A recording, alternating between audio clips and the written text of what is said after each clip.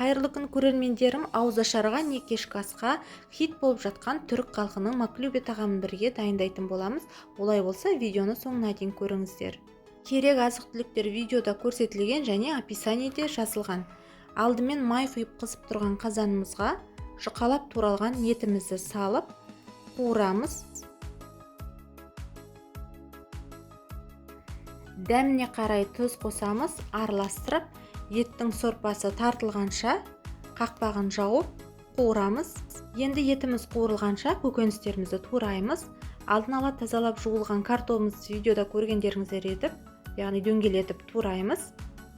Адам санына қарай көкөністерді көбірек қолдансаңыздар болады. Енді сәбізімізді тура солай қатты қалың да емес, жұқаң да емес, орташа етіп дөңгелетіп турап аламыз. Бір баялдыны да тура солай дөңгелетіп турап алдым. Енді ол қалауларыңызша қоссаңыздар да, қоспасаңыздар да болады.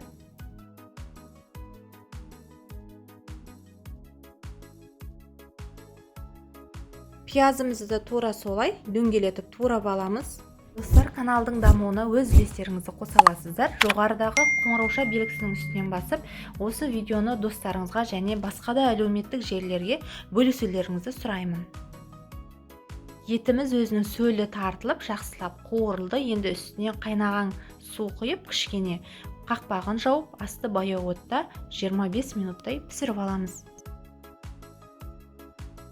Енді күрішімізді 4-5 қайтара жуып дайындаймыз. Бөлек табаға май құйып, жақсылап қыздырып, жаңағы турап алған сәбіздерімізді шетінен салып, жақсылап қуырып аламыз.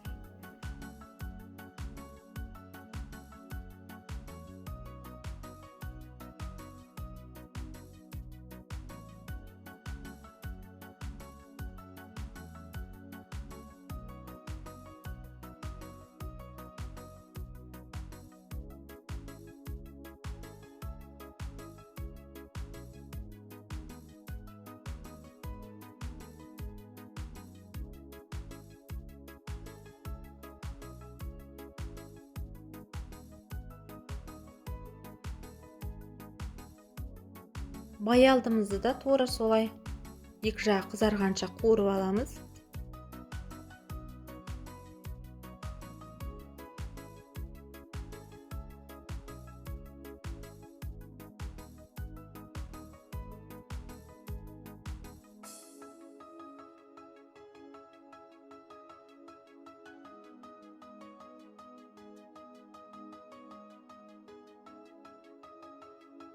Картоптарымызды да ақырын салып, кішкене сарғайғанша қуырып аламыз.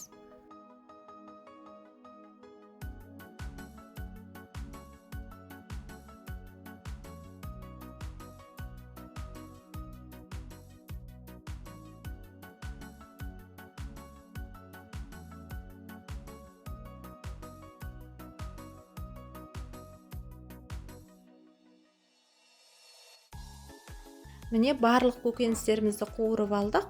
Енді осы майды азайтып, түбінде кішкене майға жаңағы әбден жуып алған күрішімізді салып, тағы да жақсылап қуырамыз. Үстіне дәміне қарай тұз саламыз және кішкене түс беру үшін куркума қостым. Бұл енді міндетті емес. Енді қазанымыздағы пісіп тұрған етіміздің барлығын салып аламыз. Қазанды жумаймыз, сол түбінде қалған кішкене майдың үстінен пияздарымызды орналастырамыз. Видеода көргендеріңізді етіп, астына барлығын жайып саламыз.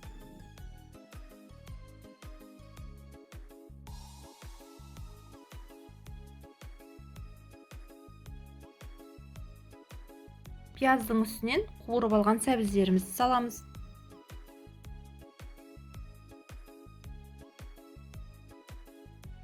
Сәбіздің үстінен қуырылған еттерімізді саламыз. Еттеріңіз бір жерде тұрып қалмас үшін осылай сәбіздің үстін барлығын жайып тұратындай етіп, жақсылап орналастырамыз. Енді қуырылған баялдымызды да тура солай салып шығамыз. Қуырылған картоптарымызды да саламыз.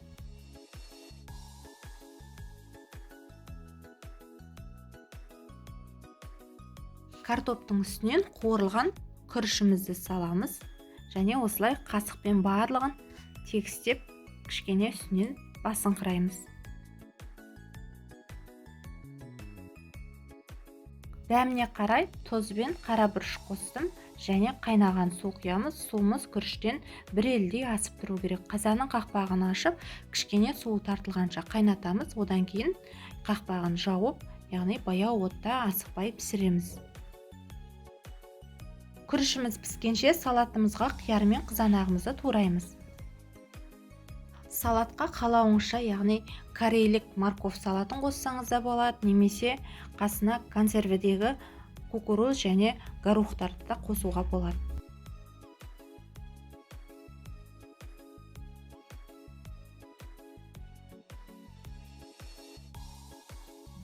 Міне күрішіміз пісті. Енді ең қызықты сәт осы. Табаққа қазанымызды төңкеріп салдық және жан жағына жаңа дайындаған салаттарымызды салып шығамыз.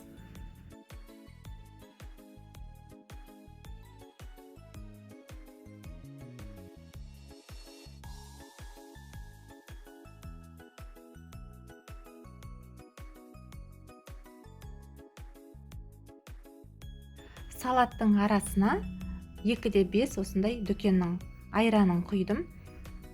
Өзіңізге ұнайтын кез келген айранды құйсаңыз болады. Міне маклюбеміз дайын. Өте керемет, дәмі деген тамаша болып шықты. Айранмен өзінің үйлесетін ерекше дәмі болады. Ешқандай да пловқа ұқсамайды. Тура осы менің рецептіммен жасап көріңіздер. Сіздерге ұнайтынына сенімдімін. Баршаңызға ас болсын. Алдағы жаңа видеоларды өткізіп алмас үшін қоңырауша белгісін басып қойыңыздар. Достар, тіркелмеген болсаңыздар, каналға міндетті түрде тіркеліп қойыңыздар және комментарий жазыңыздар, міндетті түрде жауап беретін боламын.